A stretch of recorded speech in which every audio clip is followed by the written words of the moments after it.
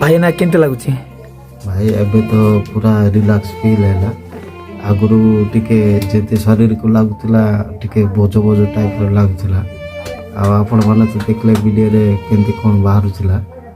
ଇଏ ଦାଦା ହେଉଛନ୍ତି ଜଣେ ଗୁରୁ, ସିଏ ବଢ଼ିଆ ଏମିତି ଟ୍ରିଟମେଣ୍ଟ କରିପାରୁଛନ୍ତି ଇଏ ନ୍ୟାଚୁରାଲ୍ ପ୍ରୋସେସ୍ରେ ତାଙ୍କର ଦେବୀ ଦେବତାଙ୍କ ଡାଇରେକ୍ଟ ଆଶୀର୍ବାଦରୁ। ଯେ ଭାଇ ଏ ଯେଉଁ ସମସ୍ୟା ଥିଲା ତମର ଯେଉଁ ବଥା କେବେଠୁ ଥିଲା ଏଇଟା? ଇଏ ପାଖାପାଖି 2 ରୁ 3 ବର୍ଷ ବଥା ଥିଲା। ଆଉ ମୁଁ ଭାବୁଥିଲି ଏଟା କିଡନୀ ଷ୍ଟୋନ୍ ନା କ'ଣ ହେଇଥିବ ବୋଲିକି।